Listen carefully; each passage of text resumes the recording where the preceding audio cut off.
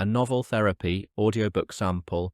Copyright Margot Fox 2026. Chapter 1. The Empty House. The cardboard boxes arrived flat-packed, which felt like an insult, as if grief came with assembly instructions. Rachel Morley stood in the hallway of her mother's house. Her mother's former house, she corrected herself, though the correction felt like pressing a bruise, and counted the boxes stacked against the radiator. 12. The delivery driver had been cheerful, asking if she was moving somewhere nice.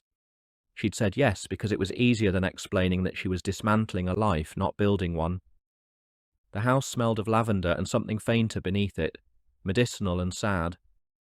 3 weeks since the funeral, and still she hadn't managed to open more than the kitchen cupboards. The solicitor had been patient but pointed. The house needed to be cleared before it could be sold, and there were costs accumulating. Council tax, insurance, the gardener her mother had insisted on keeping even when she could no longer walk to see the roses he tended.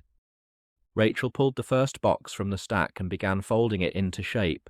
The cardboard was stiff and reluctant, fighting her at the corners. She thought of her mother's hands, how they'd grown thin and translucent in those final months, the wedding ring sliding loose on her finger. Alice Morley had asked Rachel to tape it in place near the end, embarrassed by its rattling. "I don't want to lose it," she'd said. "Your father gave me that ring." Rachel had wanted to say, "He's been dead for 15 years, Mum. You could take it off." But she hadn't, because what was the point? Some loyalties outlast logic. The morning light came through the front window in pale, watery stripes. February in the Midlands. Everything grey and damp, the sky pressing down like a lid. Rachel had driven up from London the previous evening, stopping twice at service stations to drink bad coffee and stare at her phone. Joel had texted to ask if she needed anything. She'd typed 3 different responses and deleted them all, finally settling on, "I'm fine, thanks." She wasn't fine. She hadn't been fine for 18 months, since the afternoon Joel had sat across from her at their kitchen table and said, with the careful neutrality of a man delivering a quarterly report, that he thought they'd run their course. 22 years of marriage, reduced to a phrase you'd use about a magazine subscription. The memory still stung, though the sharp edges had dulled somewhat. She remembered the way Joel had folded his hands on the table, the way he'd avoided her eyes. He'd prepared for the conversation, she realized later, had probably rehearsed it in his head for weeks, maybe months. She'd been blindsided, sitting there with a cup of tea going cold, wondering if this was some kind of elaborate joke. "I think we've run our course," he'd said, as if announcing that a meeting had concluded. She'd asked him if there was someone else. There wasn't. She believed him about that, at least. Joel wasn't the type for affairs. He was too organised, too risk-averse. He'd simply decided with the same methodical logic he applied to everything that their marriage no longer served its purpose, that they'd become more like flatmates than partners, that it was better to end things cleanly than to drift along indefinitely. The divorce had been finalised 6 months ago. Her mother had died 5 weeks after that, as if she'd been waiting for Rachel to have no one left to lose before taking herself away too.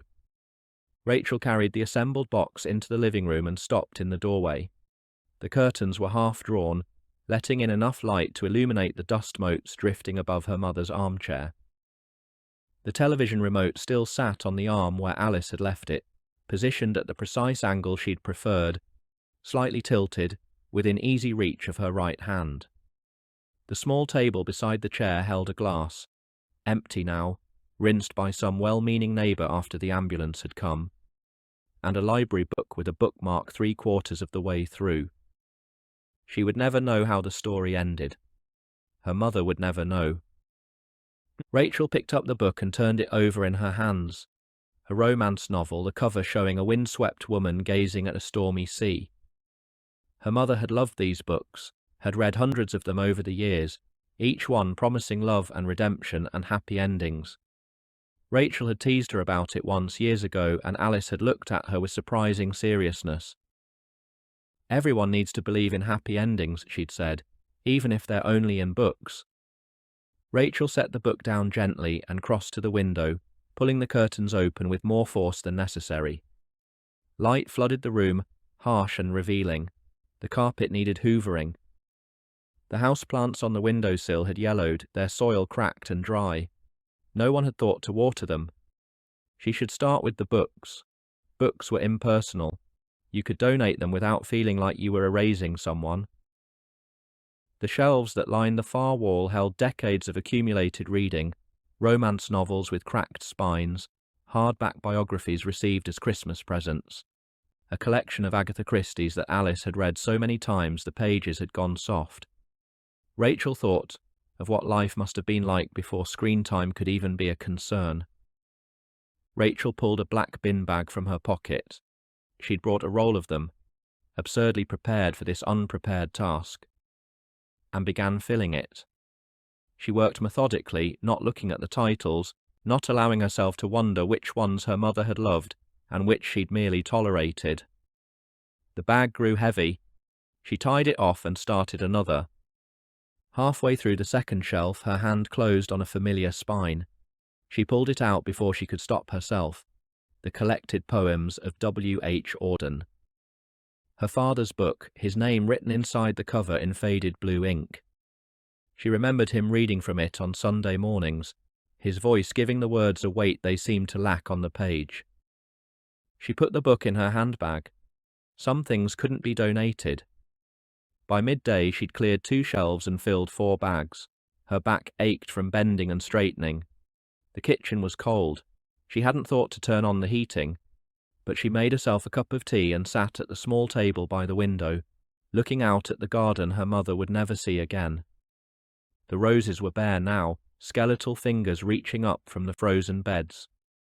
In summer this view had been her mother's favourite, the lawn sloping down to the hedge, the bird feeder hanging from the old apple tree, the riot of colour from the flower beds Alice had tended for 40 years. She'd known the name of every plant, had talked to them as she worked, had mourned each one that didn't survive the winter. Now it looked abandoned, like something waiting to be forgotten. Rachel's phone buzzed. She glanced at the screen. Ella. "Hi, love." "Mum, how's it going?"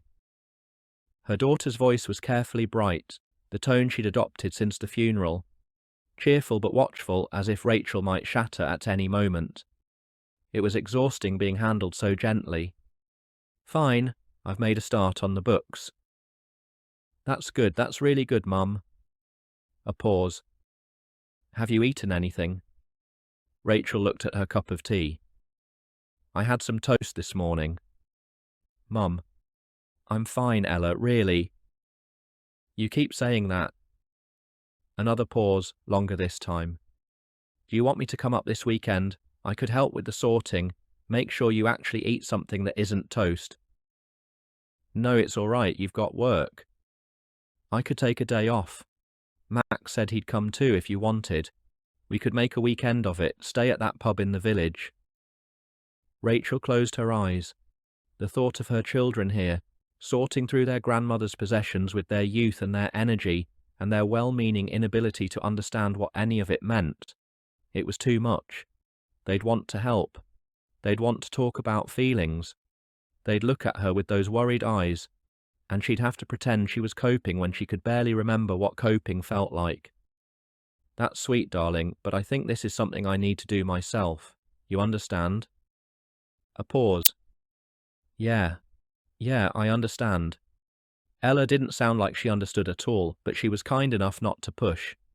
"Just call me if you need anything, okay? Anything at all.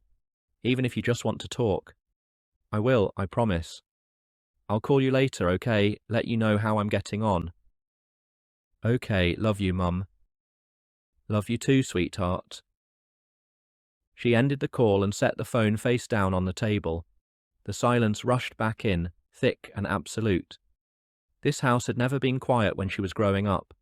Her father's records playing in the living room, her mother singing along off-key in the kitchen, Claire practicing piano with furious determination, the television always on in the background like a fourth family member, the notebooks that her mother would sometimes scribble in.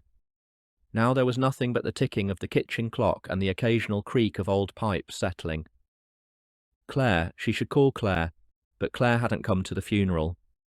She'd sent flowers, an elaborate arrangement that must have cost a fortune, lilies and white roses and something tropical Rachel didn't recognise, with a card that said simply, "With deepest sympathy."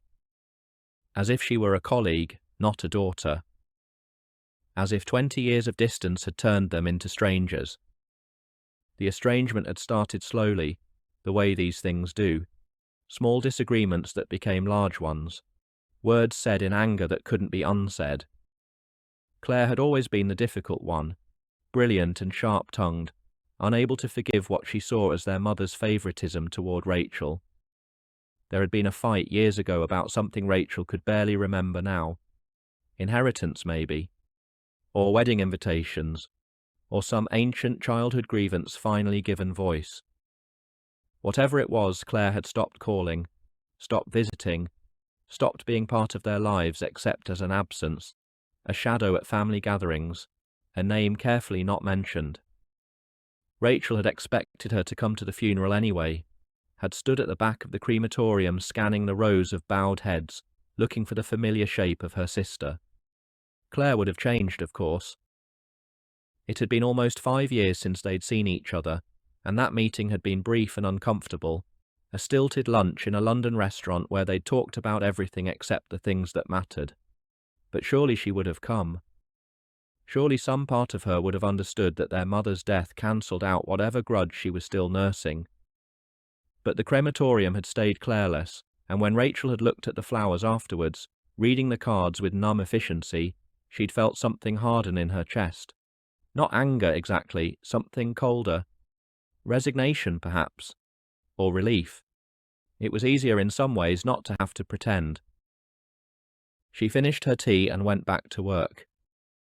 The afternoon passed in a blur of sorting and discarding. Rachel moved from room to room, making piles. Keep, donate, bin. The categories were theoretically simple, but in practice, every object seemed to resist classification. Her mother's reading glasses, donate, or bin. The collection of porcelain figurines that Alice had loved and Rachel had secretly found hideous. Keep out of guilt or finally admit the truth. The stack of birthday cards in the drawer of the hall table going back 30 years, each one saved because... why? Because throwing away "I love you" felt like throwing away love itself. She found photographs too, slipped into books and tucked behind ornaments. Rachel as a child, gap-toothed and grinning. Claire in her graduation gown looking simultaneously proud and defiant. Their parents on their wedding day, young and hopeful, and impossibly unaware of all the joy and heartbreak waiting for them. Rachel gathered the photographs and her mother's notebooks into a box. She couldn't look at them now, but she couldn't throw them away either. By 4 o'clock the light was already failing. Rachel stood in her mother's bedroom. She still couldn't think of it as just the bedroom, and looked at the wardrobe she'd been avoiding all day. Alice's clothes, blouses she'd worn to church, cardigans she'd pulled on against the chill, the good dress she'd bought for Rachel's wedding, pale blue with tiny flowers, carefully preserved in a garment bag. Rachel had seen photographs of her mother in that dress, beaming, proud, her hair done up, in a style she'd never worn again. 22 years ago. A lifetime. She opened the wardrobe door. The smell hit her first. Lavender sachets and old perfume and something indefinably Alice. Rachel stood very still, letting it wash over her. Then she reached out and touched the sleeve of a jumper. Burgundy, cable knit, soft with age and washing. Her mother had worn this. Her mother's arms had been inside these sleeves. Her mother's body had occupied this space in the world, solid and real and alive. And now she was gone. Gone in a way that the word barely captured. Not just absent but erased, as if the universe had quietly closed over the space she'd occupied and carried on without her. Rachel sat down on the edge of the bed. The mattress dipped beneath her weight, and she remembered sitting here as a child when she'd had nightmares, her mother pulling her close and stroking her hair and telling her everything would be all right. Such a simple promise. Such an impossible one. She was alone in this house where she'd grown up, surrounded by objects that had meant something to someone who no longer existed, and the weight of that realization pressed down on her chest until she couldn't breathe. She'd been managing. That was the word she'd used with Joel, with the children, with the few friends who'd called to check on her. Managing, getting through, taking it one day at a time. All the phrases people use when they mean barely surviving but too exhausted to admit it. The tears came without warning. Not the polite, manageable tears she'd allowed herself at the funeral, dabbing at her eyes with a tissue while people patted her shoulder and said how sorry they were. These were ugly tears, wrenching sobs that hurt her ribs and made her nose run and left her gasping. She cried for her mother. She cried for her marriage. She cried for the woman she'd been at 22, standing at an altar in that blue-flowered dress, believing that life would be kinder than it had turned out to be. When the crying finally stopped, she felt hollowed out, empty in a way that was almost peaceful. She wiped her face with the back of her hand. No tissues, of course, she hadn't thought to bring any, and looked around the room with clearer eyes. She couldn't do this, not today, not tomorrow, not in any reasonable time frame. She couldn't reduce her mother's life to labelled boxes and charity bags, couldn't sit in this house full of ghosts and pretend she was coping. The solicitor could wait. The bills could be paid remotely. Someone else. An estate agent, a house clearance firm, anyone, could deal with the physical dismantling. What she needed was to leave. Not just this house, but everything. London and its memories. The flat she'd rented after the divorce with its bland furniture and too thin walls. The well-meaning friends who looked at her with pity. The whole careful structure of a life she no longer recognized. She needed to go somewhere no one knew her. Somewhere she could sit in silence without the silence feeling like accusation. Somewhere she could try to remember who she was. Underneath all the roles she'd played, wife, mother, daughter, all of them now complicated or concluded. She realized, to write something, not a memoir. She wasn't interesting enough for that. But something. A novel, maybe. Something fictional and controlled, where she could arrange events in patterns that made sense, where people said what they meant and conflicts resolved, and endings, when they came, meant something. The idea felt ridiculous even as she thought it. She hadn't written anything longer than an email in years. The last creative impulse she could remember had been a journal she'd kept briefly in her 30s, abandoned after a few months because who had time? Work and children and marriage. Real life didn't leave room for artistic pretensions. But real life, as she'd understood it, was over. The children were grown. The marriage was done. The work. 20 years in marketing, climbing ladders that had turned out to lead nowhere she wanted to be, could survive without her or couldn't, and either way she found she didn't care. She stood up and walked to the window. The garden had disappeared into darkness, the bare branches of the apple tree just visible against the purple-grey sky. Somewhere out there, beyond the tidy suburban streets and the motorways and the cities full of people living their busy, meaningful lives, there was a place where she could breathe. She would find it. Tomorrow she would close up this house and drive away from it, and she would find somewhere coastal and anonymous, and far enough away that the past couldn't reach her. And she would write. She didn't know what. A novel. A memoir. 1,000 pages of nonsense, it didn't matter. She would write because writing was the only way she could possibly make sense of things that made no sense. She would write her way back into her own life, word by word, page by page, crafting things back into some kind of order until she recognized herself again. Rachel pulled her phone from her pocket and opened a browser.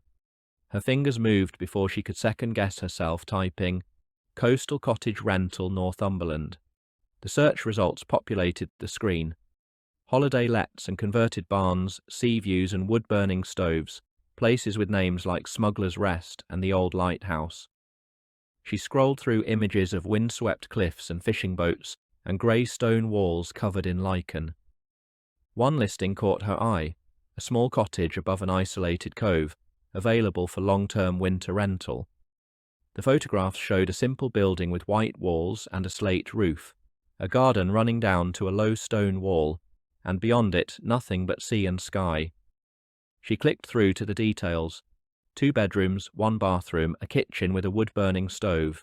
No television. The owners apologized for this as if it were a failing. Wi-Fi available but unreliable. A large desk with a lovely view in the main room downstairs. The nearest village was a 10-minute walk along the cliff path. Perfect, Rachel whispered. She completed the instant booking form before she could talk herself out of it. Name, email, preferred dates, reason for stay. She typed, as soon as possible, and at least 3 months, and felt something shift in her chest. Not hope, exactly, something quieter. A door opening, perhaps, onto a room she'd forgotten existed. Reason for stay? Not easy to answer. She thought for a moment. Peace and quiet, some space to think and maybe even do some writing.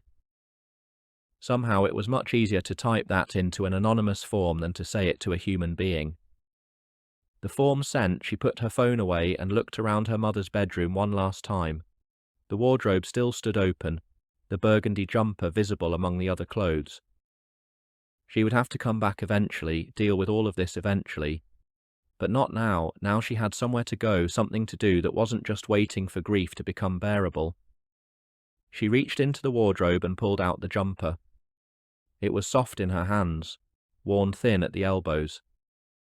She folded it carefully and tucked it into her bag, gathering a few more things including her mother's ancient printer and cables, just in case she actually got any substantial writing done. The house didn't answer. Houses never do. But as Rachel walked down the stairs and out the front door, locking it behind her with hands that no longer trembled, she thought she felt something release.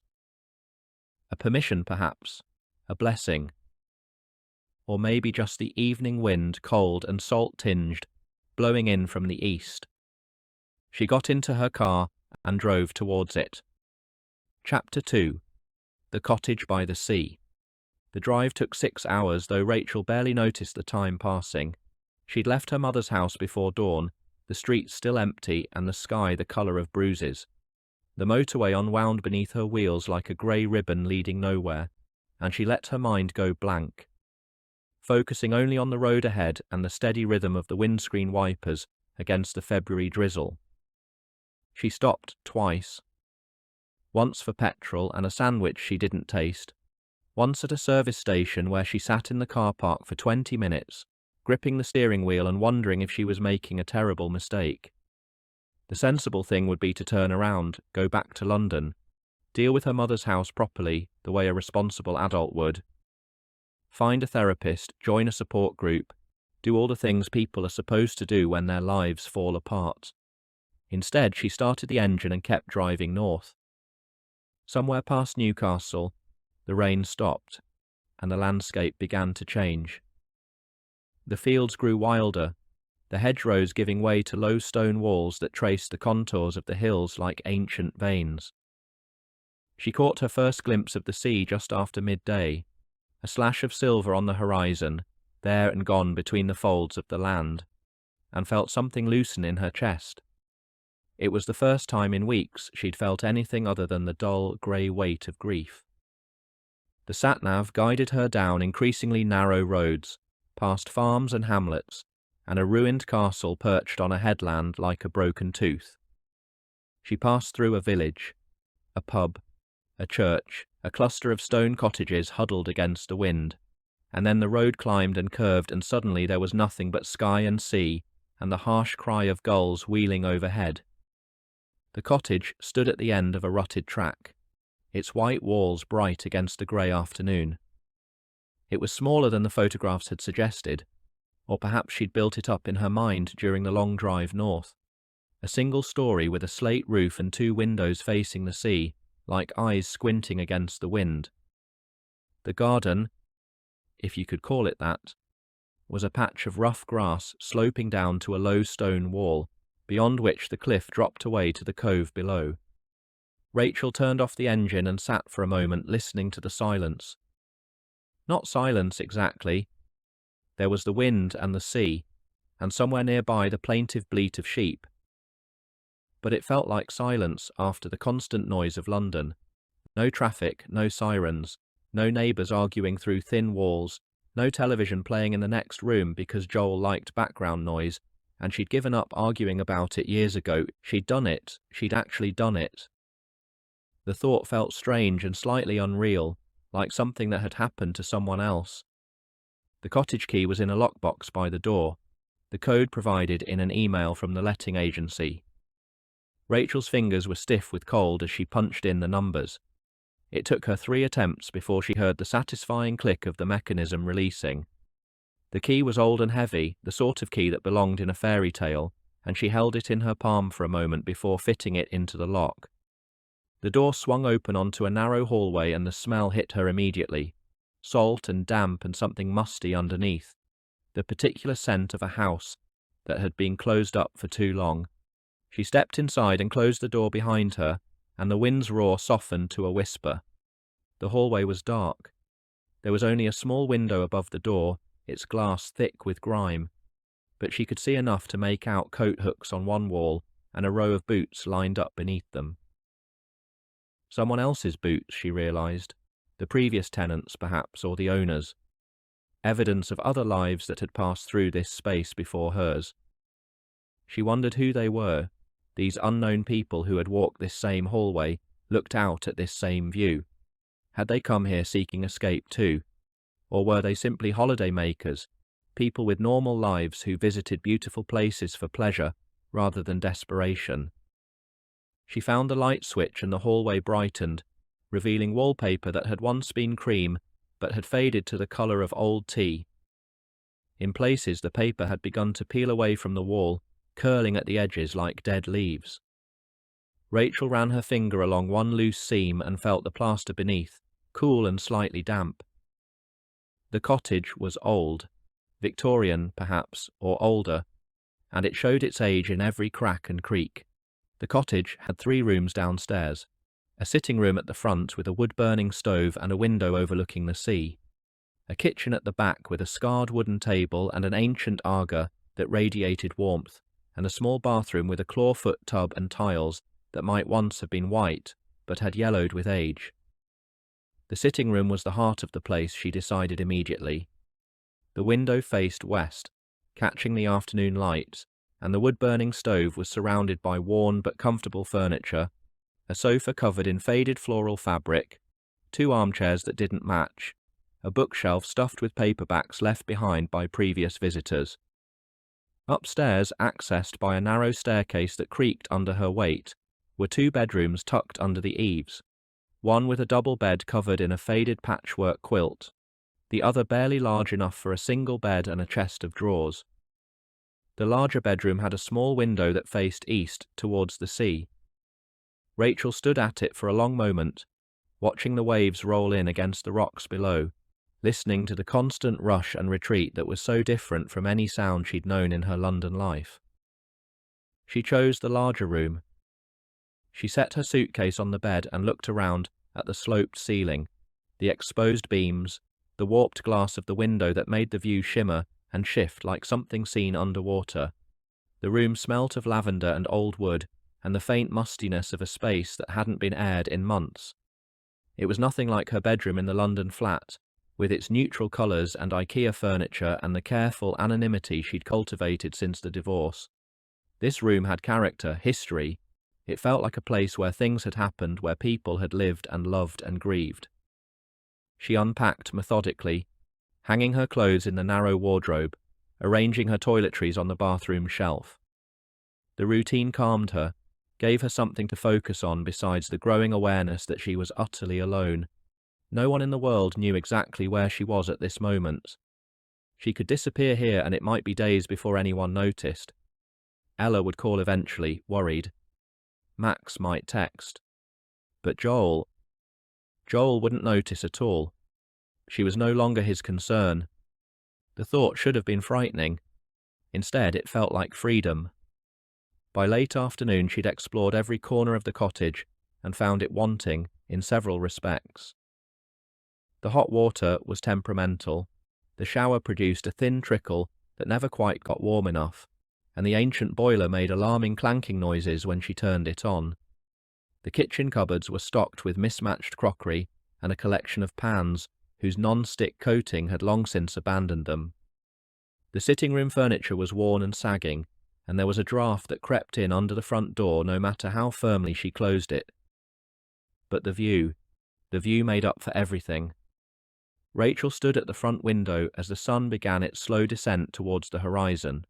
The sky had cleared, revealing streaks of pink and gold above a sea that had turned from grey to molten bronze.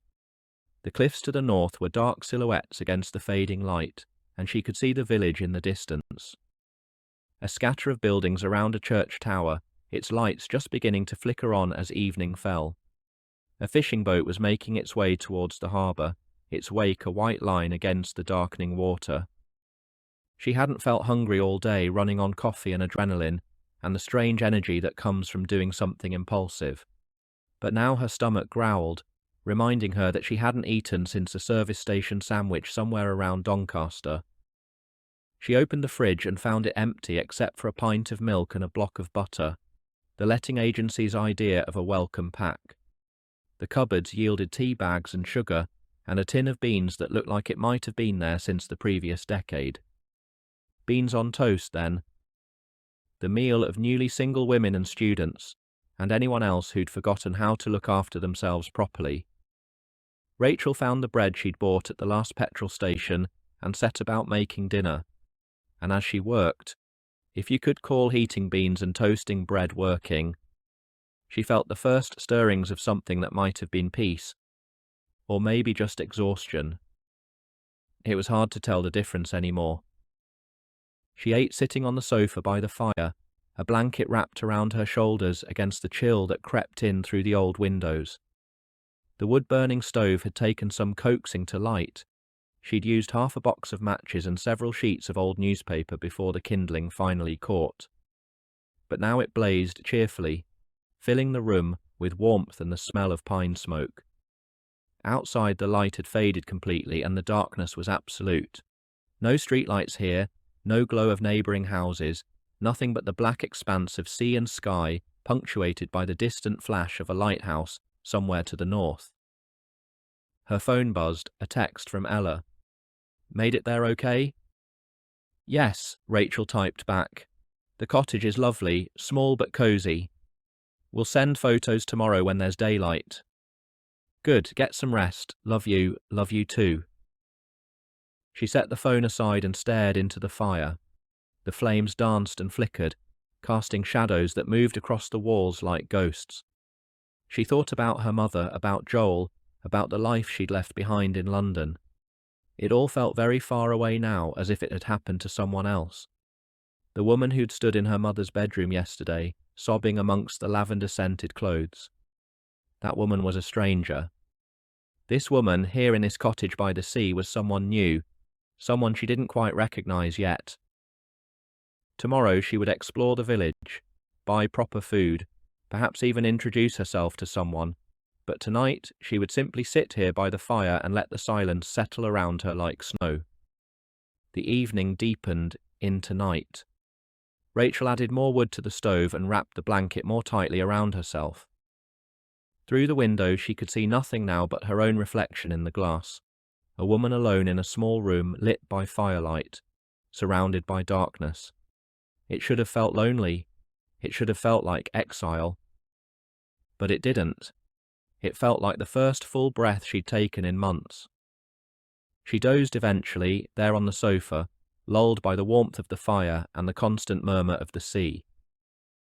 When she woke, stiff and disoriented, the fire had burned down to embers and the room was cold. She checked her phone. Past midnight. She should go to bed properly, climb the creaking stairs to that room under the eaves, slip between unfamiliar sheets. But she was reluctant to move, reluctant to break the spell of this moment. So she stayed where she was, adding more wood to the fire, watching the flames catch and grow.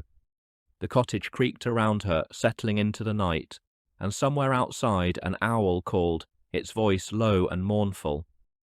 Rachel thought about what came next, tomorrow, and the day after, and all the days stretching ahead like blank pages. She had 3 months here, paid for with money she'd saved for holidays she and Joel had never taken.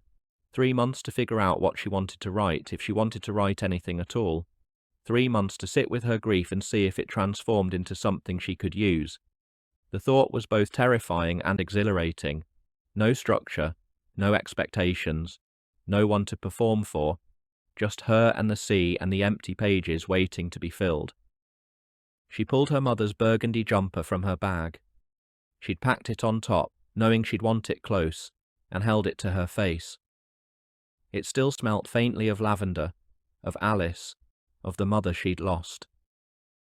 The wool was soft against her cheek, worn thin in places from years of washing and wearing. "I'm here, Mum," she whispered. "I made it. I don't know what I'm doing, but I'm here." The cottage offered no response. The fire crackled. The sea murmured. The owl called again, closer now. Rachel folded the jumper carefully and set it beside her on the sofa. Tomorrow she would unpack it properly, perhaps hang it where she could see it. A reminder, a talisman, a piece of her mother accompanying her into this new, uncertain life.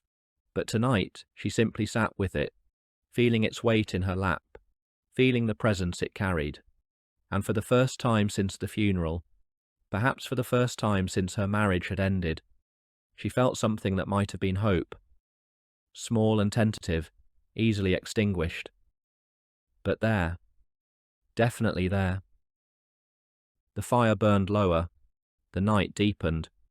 And Rachel Morley, 44 years old and utterly alone, sat in her cottage by the sea and felt the first stirrings of something that might, eventually, become peace. When she finally climbed the stairs to bed, it was nearly 2 a.m. The bedroom was cold, the sheets colder still, but she burrowed under the patchwork quilt and listened to the unfamiliar sounds of this unfamiliar place, the wind in the eaves, the creak of old timbers, the endless conversation between sea and shore. She thought she wouldn't sleep, her mind too full of the day's journey and all the changes it represented. But exhaustion won out, and she drifted off, with the sound of waves in her ears and the smell of sea salt in her nose. She dreamed of her mother again, not the frail figure from the hospital, but Alice as she'd been years ago, standing in a garden Rachel didn't recognize. The dream. Alice was smiling, her hands dirty with soil, her face turned towards the sun. She was planting something. Rachel couldn't see what, and humming a tune Rachel almost remembered but couldn't quite place. "What are you planting, Mum?" Rachel asked in the dream. Alice looked up, still smiling. "Seeds," she said. "Everything starts with seeds, love. You just have to be patient enough to let them grow." Rachel woke with tears on her face and the grey dawn light seeping through the curtains. For a moment she couldn't remember where she was. The sloped ceiling, the unfamiliar shadows, the sound of gulls crying outside. Then it came back to her. The cottage, Northumberland, the beginning of whatever came next. She lay still, listening to the morning sounds, feeling the particular quality of light that comes from being near the sea. Everything here was different. The air tasted different. The silence felt different.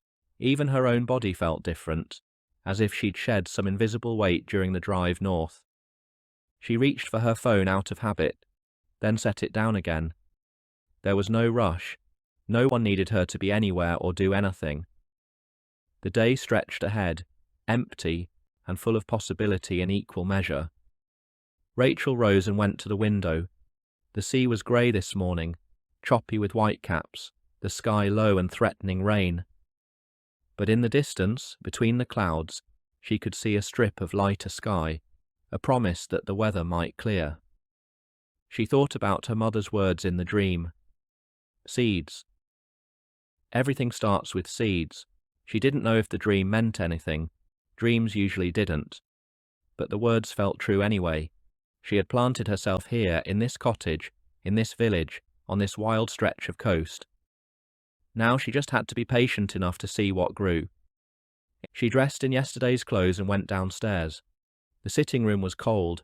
the fire long dead, but she could see the makings of a new fire in the grate. Someone, perhaps the owners, had left kindling and logs stacked beside the stove. She would learn to do this properly, she decided. Learn to light fires and keep them burning. Learn to live in this small space. Learn to be alone without being lonely. In the kitchen, she made tea and stood at the window looking out at the back garden. It was even more neglected than the front, just wild grass and a few wind-blown bushes clinging to the slope. But beyond it, beyond the stone wall, was the cliff path the listing had mentioned.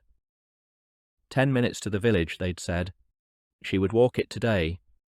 She would find the village, buy proper food, perhaps even speak to someone. Not because she was ready for company. She wasn't sure she'd ever be ready.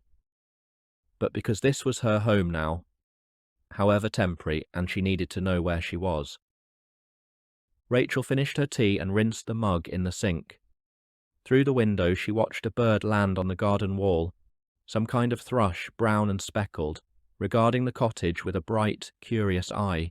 It hopped along the wall, pecked at something, then flew away towards the sea. She thought of the blank pages waiting for her, the novel she'd told everyone she was writing, though she had no idea what it would be about or if she could actually do it. The words that might come or might not, the story that was hers to tell if only she could find the courage to begin. Not today, perhaps.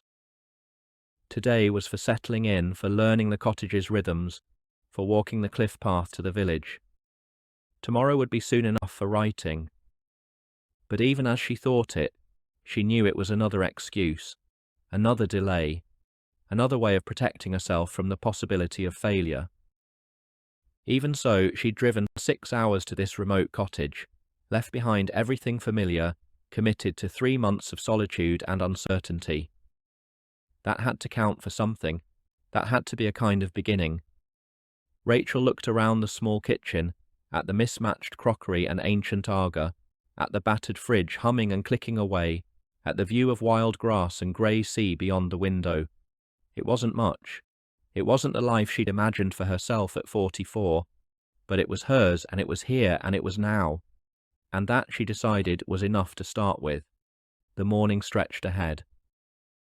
The cottage waited. The blank pages waited. And Rachel Morley, for the first time in longer than she could remember, felt ready to meet them.